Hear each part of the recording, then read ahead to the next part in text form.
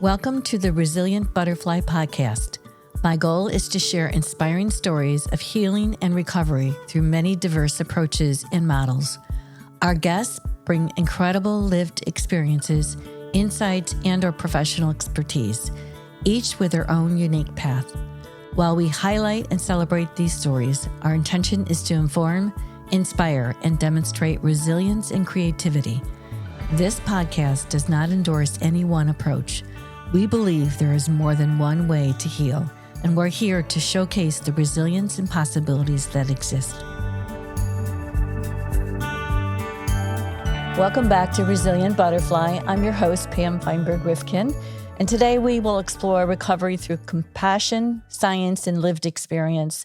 Today's guest stands at the intersection of addiction medicine, genetics, and recovery-informed care, and is helping shift what we understand craving is itself. Dr. Stephen Klein is a physician, scientist, and he mentioned his hair. He looks like a mad scientist, specializing in addiction medicine, triple board certified in addiction medicine, pediatrics, and medical genetics, with an MD, PhD in human genetics from UCLA. That's a lot. I am so excited. He currently practices at care and treatment centers where he works extensively with relapse, vulnerable adults, young adults, and teens, and plays a key role in advancing the use of GLP-1 receptor agonists to reduce cravings. Dr. Klein, thank you for coming.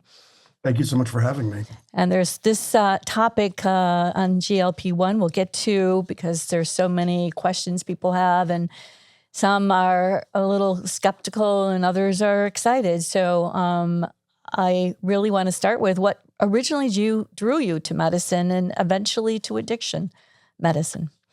Absolutely. Thank you so much for asking with such a kind of broad question that can give you some interest and some insight into my history. What really drew me to medicine in the beginning was that my dad was a physician.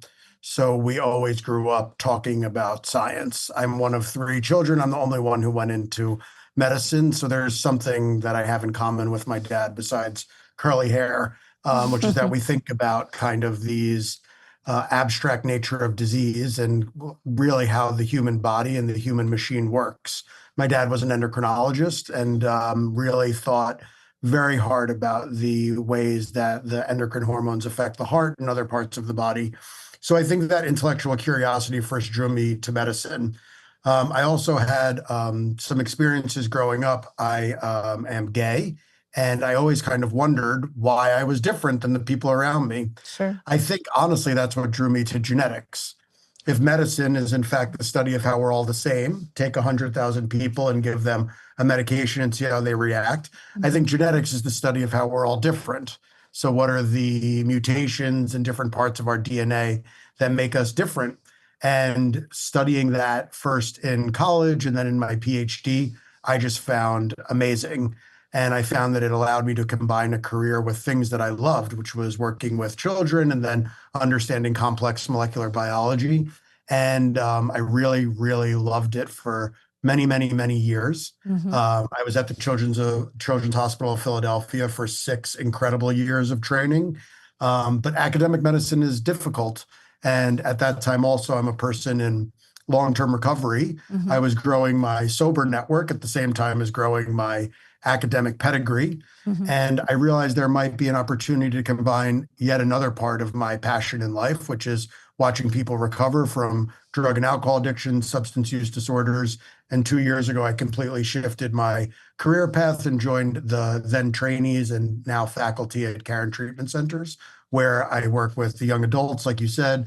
I also think deeply about the molecular basis of disease and then get to watch that kind of come to fruition and watching the patients in front of me recover and come back to life. So That's I incredible. feel like I have the best job in the world. Wow. Yeah. And you have the enthusiasm for it as well, obviously, because if you have the best job, you that goes hand in hand. I'm so excited. Studying human genetics and epigenetics shape how you understand addiction, risk, and relapse. First of all, most everybody in the world knows human genetics, but epigenetics is something different that not everyone actually understands.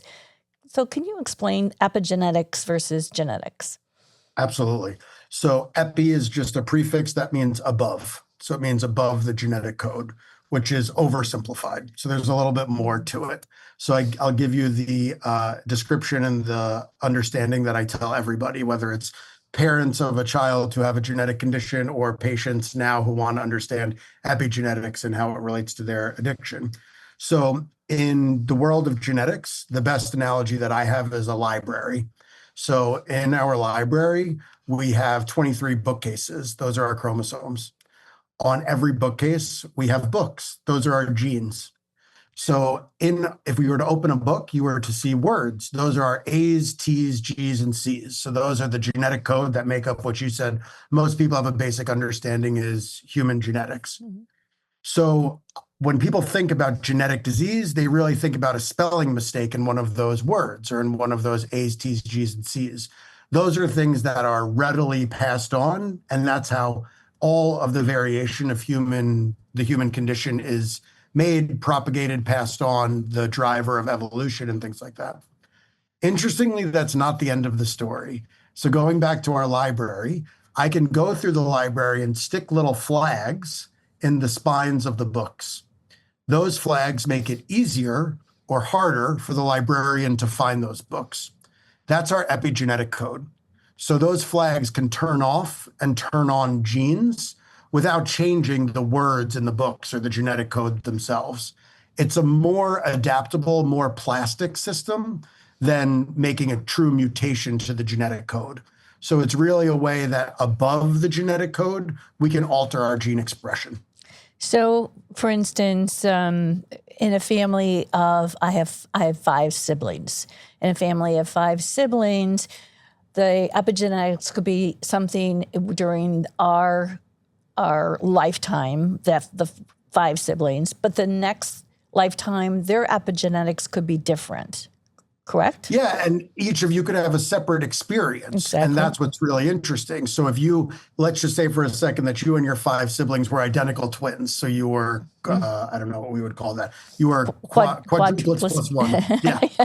So there are 5 of you were genetic quintuplets. Perfect. If you were quintuplets, you would all have the genetic material that was exactly the same. So all of your libraries would read the same and the books would be the same. What's interesting is that your epigenetic code, the flags, could potentially be altered by your experience through your lives, and therefore your children and your children's children may inherit different epigenetic signatures based on what you've experienced. And that comes from a really interesting study that actually looked at grandchildren of people who survived the Holocaust.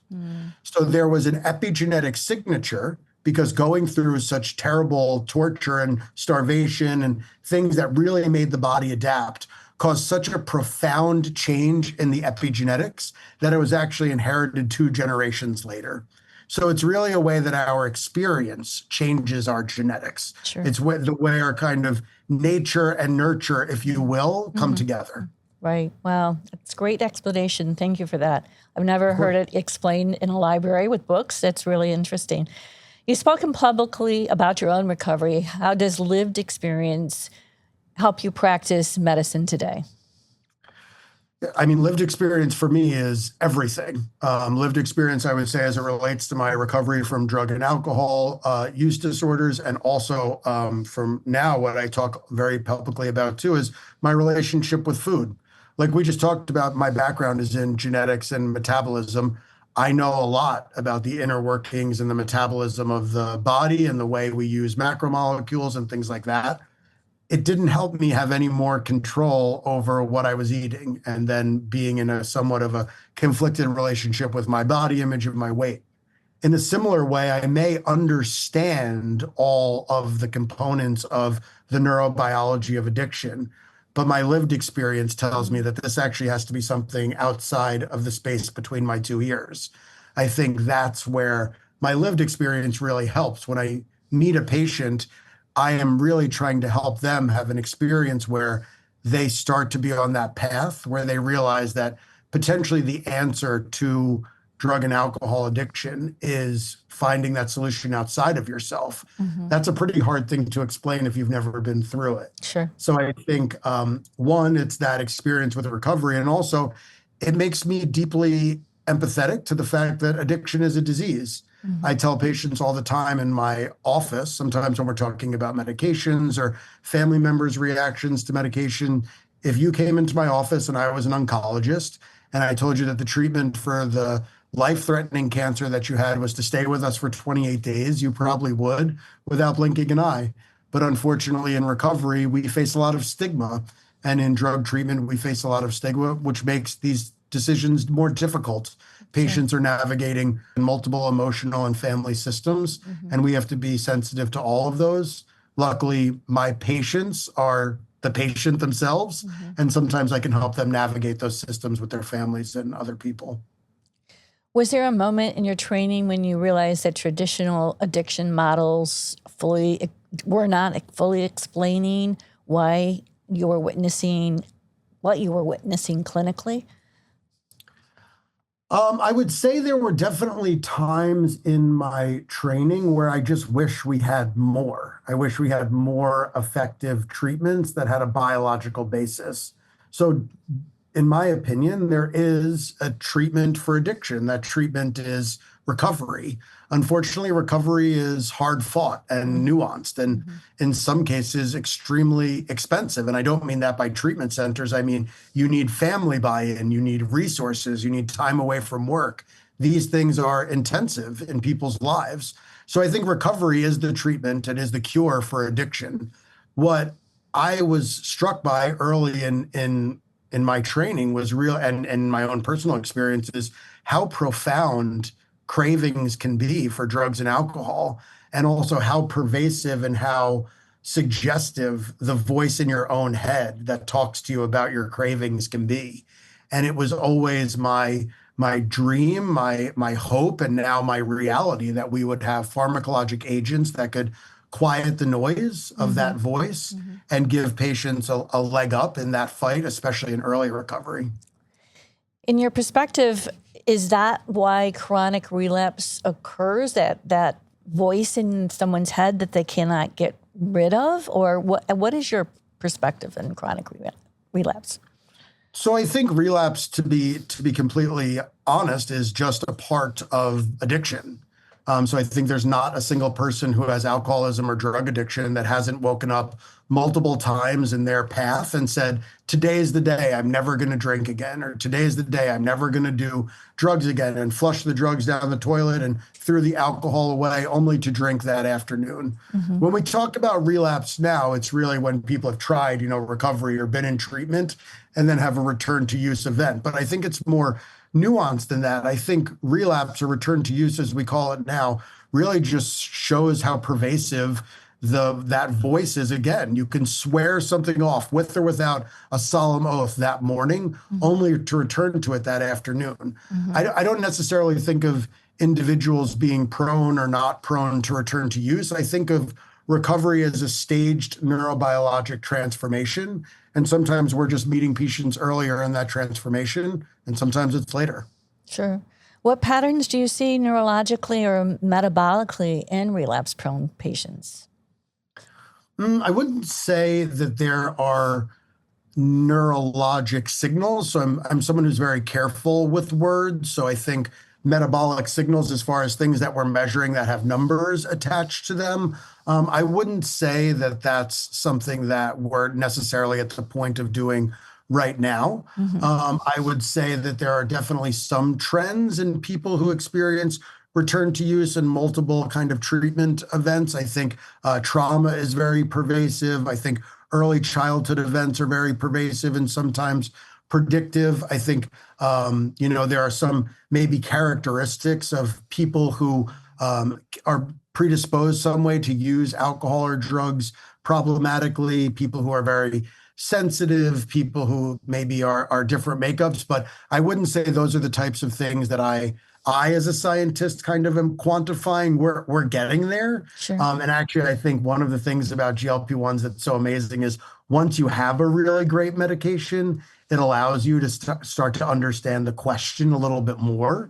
And I think now that we're in a place where we can start looking at brain signals and a lot of the neuro imaging approaches, that's what we're really leading the charge with at Karen Treatment Centers, to understand what is the neurobiologic phenomenon of craving? How does that change during treatment? And how can we modulate that with pharmacotherapies? Sure. And why do you see patients do everything right, quote?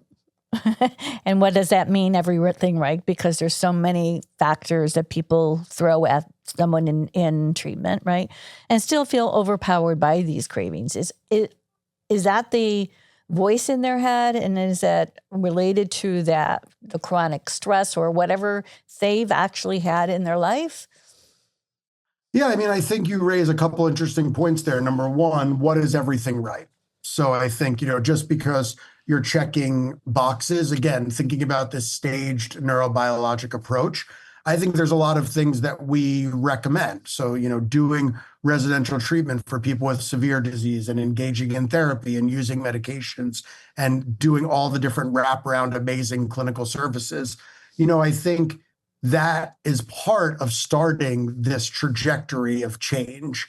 I also don't necessarily view return to use as failure of that change. Mm-hmm. It actually could just be part of that path. Mm-hmm. I tend to think of recovery in anyone who's struggling with any type of disease or disorder of agency as really being on that path, somewhere on that trajectory.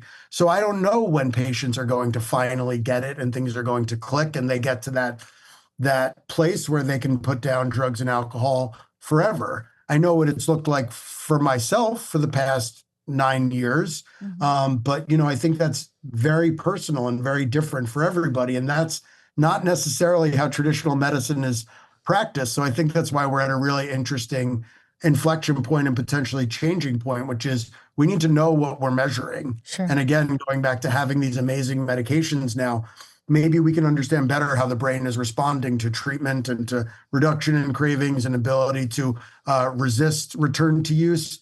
But, I tell people all the time, I needed every single drink and every single drug that I took on my journey to finally bring me to Mm-hmm. that point where I was ready to change. Mm-hmm. And everything that's happened from that point has been a result of that history. And that's something that I use, again, going back to lived experience. That's something that I used with my patients almost every day. We can't change a single thing that's happened to us up until this point. Sure. Recovery acknowledges that we've gotten to this point and now informs us in taking the next step. So I view the whole system as actually incredibly encouraging. I think anyone who's sitting in my office, anyone who's seeking care, anyone who's even thinking about seeking care can really be in a place where they're opened up to the idea that, they have hope. They have hope that tomorrow can be a little bit different than today. And that's the world that I choose to live in and surround myself with people who are filled with hope and filled with a positive outlook for the future. Sure. How do you help families understand that craving is not a moral failure, but a brain-based signal? So many families take it on for themselves and shame and really, yeah. How do you help families? Family is really difficult, especially as someone who works with young people. I think every parent in the world wants their child to be healthy and happy. And I think at some point, as I come from a family where I'm not the only person who's been affected by drug and alcohol use. I just think the family system is incredibly complicated. I think my role as a physician is to remind people that, in fact, I'm a doctor. I'm a doctor treating a disease. I'm not someone who treats moral ineptitude. I'm not someone who treats whims. I'm not someone who's here to kind of rewrite their structure, their value system, or their agency. I also deeply honor the path and the pain that families have been on, and that, no addict exists in a vacuum. No person with substance use disorder got there without touching anybody else's life. So I try as best as I can to hear the perspectives and the journeys of all of the parents, of all of the spouses, of all of the children, of the patients that I have the honor to serve. But at the end of the day, I'm their doctor. So I kind of think about what's best for them and how can we work within the family and also leverage while also sometimes mitigating risks around the family and really maximizing outcomes for each individual patient. So we're going to get to GLP-1 because so many people are interested in this. Sure. When did you first notice that something biologically significant was happening with the use in addiction for GLP-1?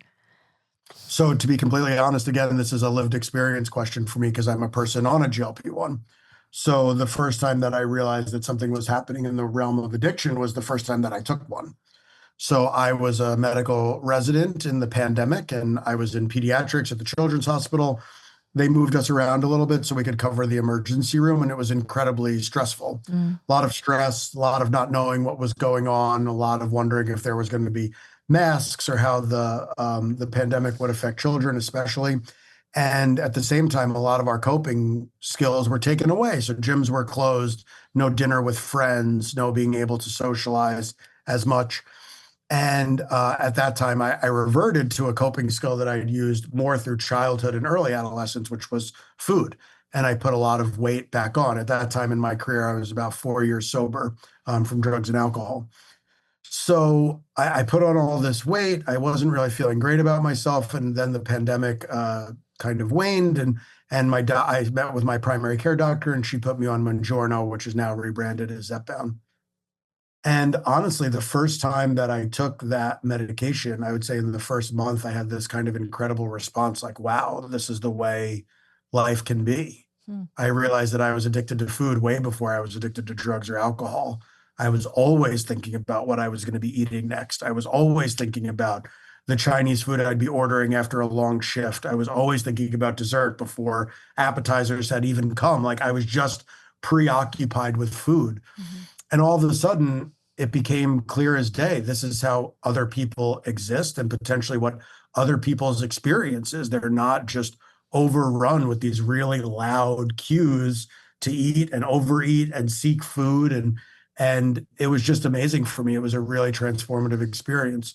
Also, as a person in recovery, it allowed me to go a little bit deeper into some things that I wasn't necessarily applying my recovery principles to, namely my relationship to my body and my relationship with food.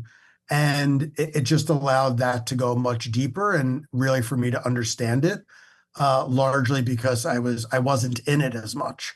And I think that's how when we started to get these signals that there was really a benefit to people with alcohol use disorder and now other use disorders, it made so much sense to me. Going back to your question, like people can just be so overrun with these feelings. Addiction is truly a disorder of salience or hierarchy. To the person suffering with a use disorder. Their cravings are number 1, 2, and 3 on their hierarchy list. So I think that turning down a volume is really amazing. So the first time I experienced that was with my own experience, and now it's been amplified, hundreds of times with the experience of my patients. So you say turning down the volume, and I've heard others say that too, that this chatter that they hear. Neurologically, what's really happening? So really, it's a reconfiguration of salience. So salience is a very important topic. So salience is the ability for us to kind of hone in on one thing. So for example, you have lovely headphones on, but if you were sitting in a room right now, you could focus in on my voice and assign it higher salience and maybe tune out a fan or someone talking in the room next door or something like that. That's giving higher salience to things. It's actually one of the things that makes us kind of exquisitely human. So it's really hard when salience is disrupted. A great example of when salience is disrupted is people affected with autism spectrum disorders. So when everything is one volume or everything that touches your skin is one feeling, it can be very disintegrating and very, very hard for us to kind of drown out and be able to focus on what we need to focus on. So I think about that as salience attribution is huge in addiction. Again, when you're having cravings for things, if that's the loudest voice, that salience, which is all part of what's called the mesolimbic system, is really what's dysregulated. And that's something that we've tried, but honestly, anyone who's worked on the front lines of addiction can attest to. It's a very, very nimble and major adversary for us. And can you describe why GLP-1 is an adjunctive therapy versus a standalone care for addiction? Sure. So going back to kind of an earlier point, I think there is definitely a treatment for addiction, and that treatment is recovery. I think about adjuncts because really what we're doing is turning down the noise so that other noises can come through. So really the analogy for this that I use all the time is addiction is like there's a record playing in your mind. That record always ends in using drugs or drinking. What these medications do is they lift the needle off that record long enough that I can teach you another song. And I think that teaching of another song is really important. So for the person affected with drugs and alcohol, from my own experience, drug and alcohol use disorders, from my own experience, every coping skill involves substances. If I'm happy, I drink. If I'm sad, I drink. If I'm excited, drink. This just kind of goes on and on. What's amazing about recovery is it's learning there's other ways to cope with feelings. When you have major cravings as well as no coping skills, it's really, really hard. And coping skills take time. That's something that in general I refer to as recovery capital. That capital takes a long time to acquire and then to allow to grow. Sure. And I believe these medications are buying patients precious time. So there are some people that actually say that it can potentially reduce motivation. Is that something that you can speak upon? It's not something that I've seen personally in my own experience. Doesn't look like it. It's not something that I hear from my patients. I think it's a really interesting idea, and it gets to a really interesting point, which is desire and reward is why we do everything. I tell people all the time, reward is not a glitch in the system. It's the entire system. Our reward pathway, that mesolimbic system, resides in our brainstem. If you're evolution and you want to protect something really important, you put it in the brainstem. That's where our centers for breathing automatically are. That's where a lot of our autonomic centers reside. And that's where our reward center is largely based. So reward is why we do so much. So if you really knock down reward, you could think about not wanting to pursue a career, not wanting to pursue a mate, not wanting to pursue seeking shelter, finding warmth. Again, these are not things that I see in my patients, but maybe that's because they have cravings that are so loud. Turning down the volume of those doesn't necessarily get to the baseline volume. I don't prescribe GLP-1s to patients who don't have substance use disorders. But again, if this was something that was really happening, I think we would hear much more about it. This year alone, somewhere between 10 and 12% of Americans will be on a GLP-1. If people were strongly unmotivated and, having trouble getting up out of bed and getting into, their daily routines, I think we would know. And just to kind of round that part of it out, I think, there's something really frustrating about doing things that don't align with your value systems. For me, that's the restoration of agency. So I want you to make decisions that you feel good about. And I think that in itself can be motivating. Sure. So if drinking is the thing that you keep turning back to, that can be really self-defeating. If I can empower patients to be on a recovery journey, I think that in of itself can, again, motivate them to make positive change in their lives. Is their families to ask a lot of these questions? Is this replacing one substance with another? Will people need this forever? And is recovery still recovery if medication is involved? Yeah, that's a question that I love to answer because I think it really kind of brings something to light about the way that we treat different diseases differently. So we need to start with the idea that addiction is a disease. And as a disease, it's a chronic brain disease. So I think just by that reframing, to me, it's by no kind of stretch of the imagination that we may need chronic brain medications. So let's look at other examples of diseases that have medications. Diabetes? What was that? Diabetes?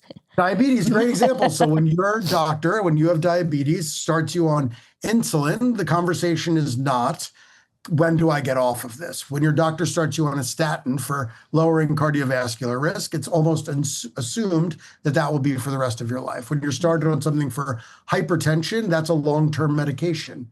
But these things aren't as related to the human condition as something like desire, something like willpower, something like obesity. So let's start again with obesity first. We've tried that other method, the method of if you're obese, it's your fault and it's because you're lazy and you eat too much. Right. What we're now seeing with these medications that people have regained agency, and we're finally starting to see the obesity curves plateau and maybe even downtrend for the first time. It's my hope that that's where we get with GLP-1s and addiction. Do I think that this medication is for the rest of someone's life? To be completely honest with you, I don't know. I think there's definitely a world where patients can eventually come off the medications. I think of it as a constant calculus with that recovery capital. So if you've bought yourself enough time to learn new coping skills, build community, build the forces around you that support you in recovery, then I think there's a world where you come off the medication. And even if the cravings do return, you have the ability to deal with them. But that's a chapter of this book that's yet to be written. But I don't think it should stop us from helping the patients in front of us right now, because to be completely frank, it doesn't stop us with other medications. Sure. Who is not a candidate for GLP-1? Great question. So we screen everybody at Care and Treatment Centers for a few things. There's a few cancers that family history or personal history would make someone not a candidate. They're pretty rare, but they do have potentially mutations in them that the GLP-1s could be drivers of tumor growth. Those are medullary thyroid carcinoma, and then something that's a little bit of a mouthful, but something called multiple endocrine neoplasia syndrome type 2. Wow. So those are two cancers that we screen everybody for. In addition to those, we ask for a personal history of pancreatitis, a personal history of gastroparesis, a history of any type of eating disorder, and then pregnancy, desire for pregnancy, or breastfeeding. So those are things that none of those, I would say, are hard exclusionary criteria, but they have to have a conversation. So pancreatitis is one of my favorites. There's a suspected warning associated with GLP-1s because there's these case studies of very severe, sometimes necrotizing pancreatitis, which can be very, very severe in a medical emergency. What's really interesting about the patients that I have the honor of serving is that drinking also causes pancreatitis. Right. So if someone tells me they've had pancreatitis 3 times, every time after a severe binge of alcohol, I have to weigh that. So if I have a medication in one hand that can decrease their drinking, and I kind of think that their pancreatitis is caused by the alcohol, then it's a conversation. Sometimes I have patients acknowledge that there's a risk if they've had pancreatitis, and then we do it very slowly. We might not ever increase the dose, so we stay at a very low dose. For the gastroparesis, I've actually never had a patient kind of spontaneously screen out because of that. That's when the stomach stops moving food forward. These medications delay gastric emptying, so we wouldn't want to exacerbate that. Restrictive type eating disorders is something that I'm very keenly aware of. So I would never want someone with a history of anorexia to be triggered into a relapse or a return to restricting. Binge eating disorders, I think there's a real potential use case there. And then pregnancy, we just don't have great data. Most OBGYNs, that I think the current recommendations is a washout period and then trying to become pregnant, not using them during active pregnancy. How long has GLP-1s been used for addiction now? So that's a evolving story. So I would say what's interesting is that some of the best data comes from retrospective use. So somewhat, I guess, accidentally, there was just a great paper that came out of the University of Pittsburgh that made the statement that 1 in 10 Americans have obesity and alcohol use disorder. So during the lifetime of GLP-1s, especially coming in vogue for weight loss, many, many people have been prescribed GLP-1s who have also had alcohol use disorder or some type of substance use disorder. Your question kind of reaches an interesting point of the discussion, which is where's the kind of state of the evidence? So we have lots of retrospective evidence. The most recent published in March of 2026 that looked at 600,000 US veterans that showed a nearly 20% decrease in the diagnosis of alcohol use disorder, cocaine use disorder, opioid use disorder, nicotine use in all patients who are prescribed GLP-1s for either obesity or type 2 diabetes. So the retrospective evidence is very robust. The place where we're catching up is prospective evidence.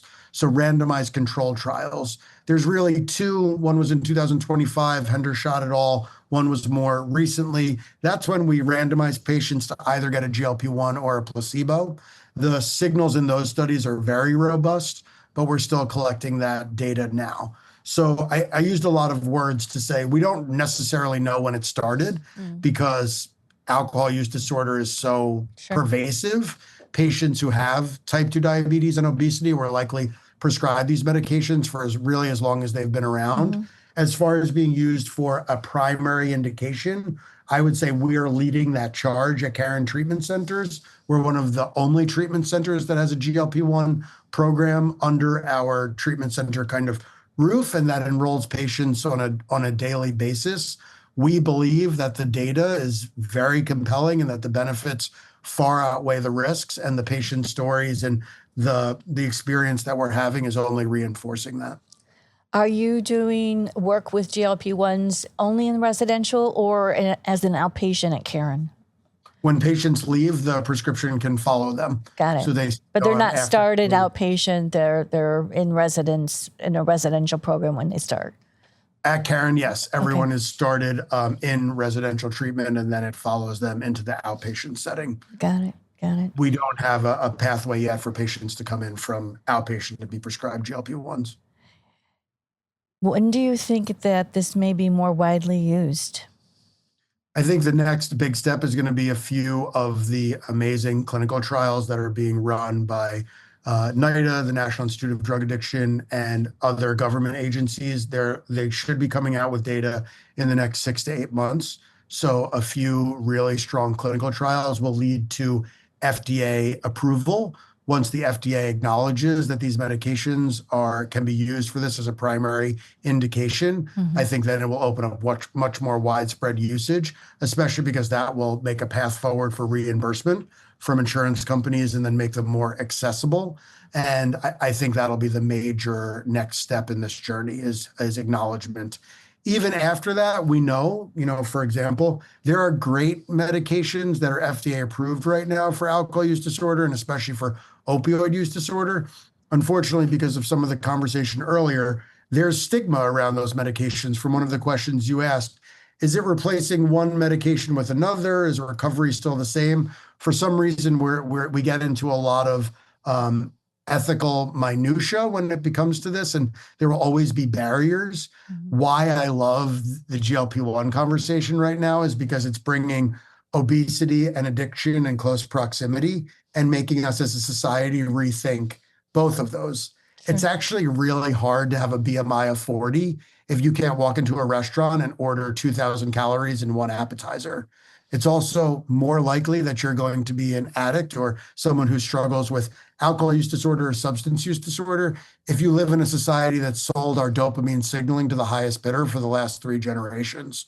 So I think as a society, we're having a moment where we can take a step back and say, this isn't the fault of the people. This isn't the fault of the patient. This is a system problem. Let's change the system and let's start helping people on a societal level. Yeah.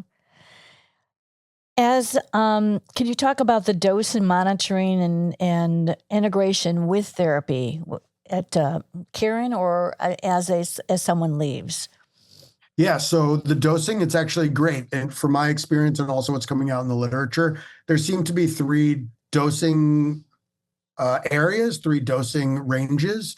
And luckily, the first is addiction. So craving suppression seems to happen at the lowest doses. In the middle, we have type 2 diabetes, and at the highest end, we have obesity. So I think the real monitoring that has to go on is titrating dose with weight loss.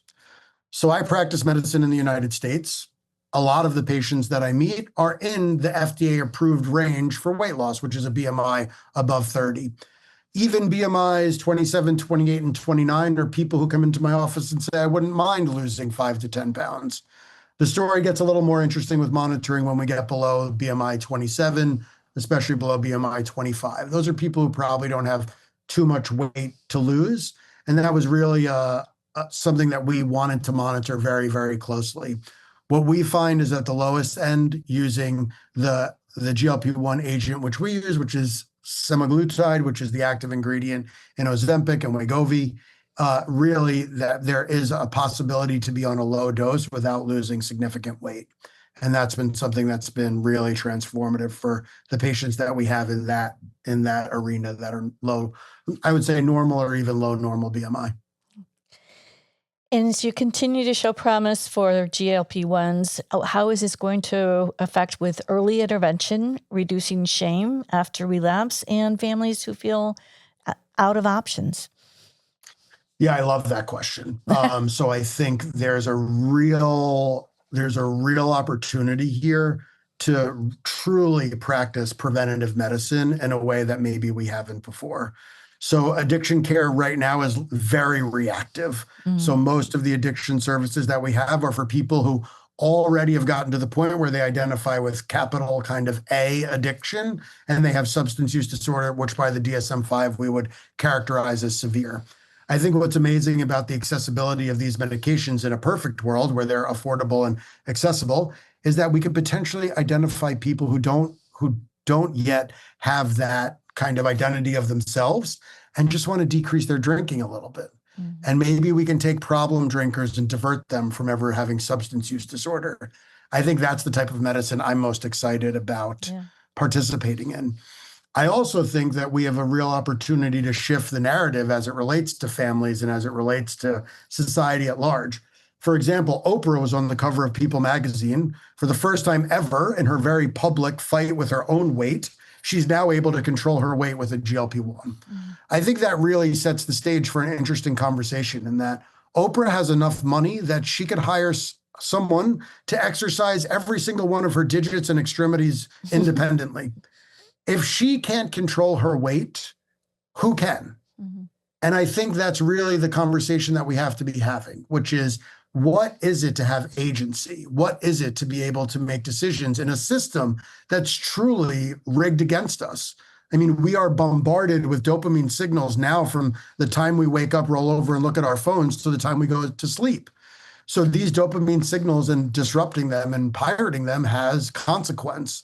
And I think, again, for the people who are under my care in a treatment center, they may be the loudest of that signal, but I actually think that most of us are struggling with something that we don't want to do as much as we do it.